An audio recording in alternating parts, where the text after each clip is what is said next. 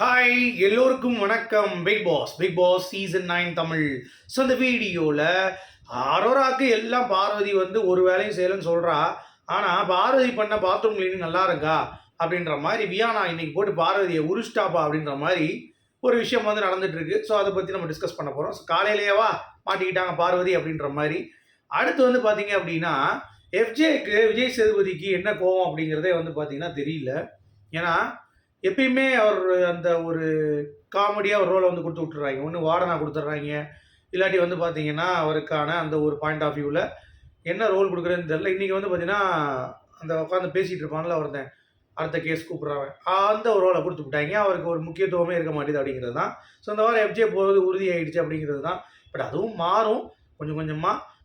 அவருக்கு நிரந்தரமாக அதை கொடுத்துடக்கூடாது அப்படிங்கிறது என்னுடைய பாயிண்ட் ஆஃப் வியூ. சரியா, இது ஒன்று.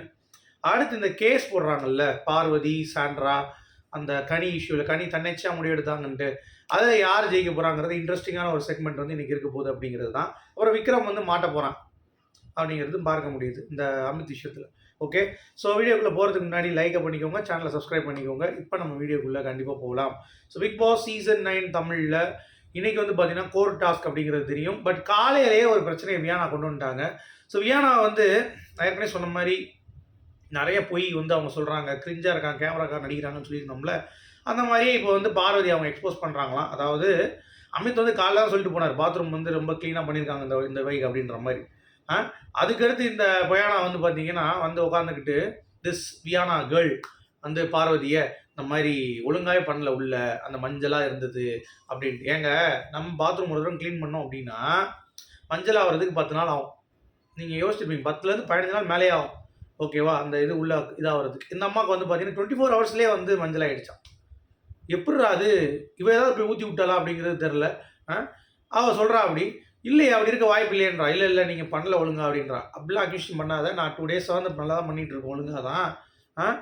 மேபி மேலே சொல்கிறியா அப்படின்னா மேலே கிடையாது கீழே அப்படின்னு. அப்படியா, அந்த மாதிரிலாம் வாய்ப்பே இல்லையே அப்படின்னு சொல்லும்போது தான் அமித் வந்து காலையிலே சொல்லிட்டு போயிட்டார், இது சும்மா வந்து கண்டென்ட்டை கொடுக்கணும்னு சொல்லிட்டு எனக்கு ஏதாவது பண்ண வேணா, திவ்யாட்ட கேளுன்ட்டு. அவள் அதுக்கு மேலே வந்து திவ்யா பார்வதி மேலே ஏற்கனவே காண்டில் இருப்பா, வந்து பூ சுற்றிடுவா அப்படிங்கிறது தான். சரியா, அது எவனோ போய் கக்கா போய் கழுவாமல் வந்திருப்பான், அதை பார்த்துட்டு இந்த அம்மா வந்து பார்த்தீங்கன்னா இல்லை இதுவே தண்ணி ஊற்றவும் ஒழுங்காக கழுவி இருக்காது அப்படிங்கிறதுனால அதை பற்றி நம்ம பேசவே தேவையில்லை.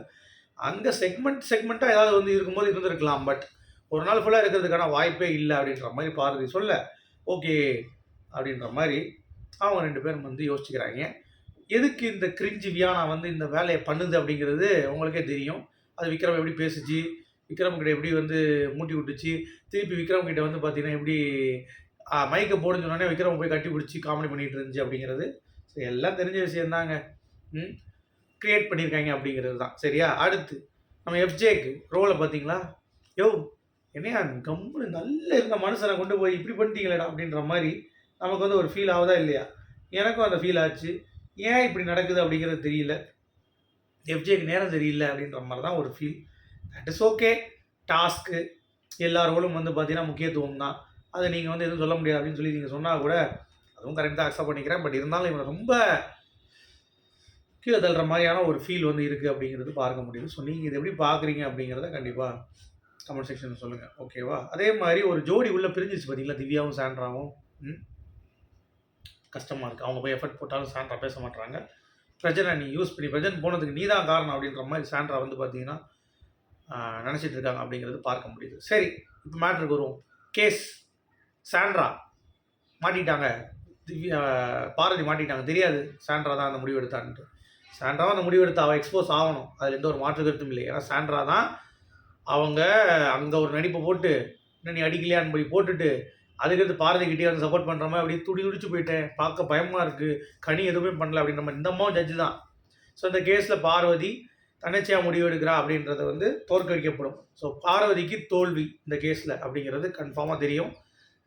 ஏன்னா அங்கே பார்த்தவங்க விக்ரம் எல்லாம் சாட்சி சொல்லும் பொழுது கண்டிப்பாக சொல்லிடுவாங்க, இல்லை அவங்களுக்கு தெரியும், அவங்க வந்து என்கிட்டே சொன்னாங்க பாரதி அடிபட்டுருக்குது, அவங்க ரசித்தாங்க, இன்னும் கொஞ்சம் அடிச்சிருக்கலாம்ல அப்படின்ற மாதிரி சொன்னாங்கல்ல. ஸோ அதெல்லாம் வந்து எக்ஸ்போஸ் பண்ணாங்கன்னா வேற லெவல். ஸோ சாண்ட்ராக்கும் பார்வதிக்கும் அந்த ஒரு கேம் அந்த பற்றிக்கிறதுக்கான வாய்ப்பும் இருக்குது அப்படிங்கிறது. அதே மாதிரி விக்ரம் வந்து அமித் கேஸில் மொக்க வாங்குவான். ஏன்னா அமித் வந்து எல்லாத்தையும் என்கரேஜ் பண்ணக்கூடிய ஆள் தான்.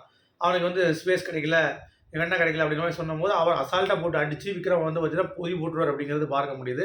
ஸோ பார்வதிக்கும் விக்ரமுக்கும் முதல் தோல்வி இல்லை, இந்த கேஸில் தோல்வியை வந்து இருக்கிறதுக்கான வாய்ப்புகள் மிக மிக அதிகமாக இருக்குது. இதை வச்சு ஏதாவது ஒரு சண்டை கிட்ட வருமா அப்படிங்கிறத நம்ம பொறுத்து இருந்தால் பார்க்கணும். ஓகே, ஸோ உங்களுடைய கருத்துக்கள் சொல்லுங்கள். மற்றபடி இன்றைக்கி எந்த கண்டென்ட்டும் காலில் வந்து பெருசாக இல்லை.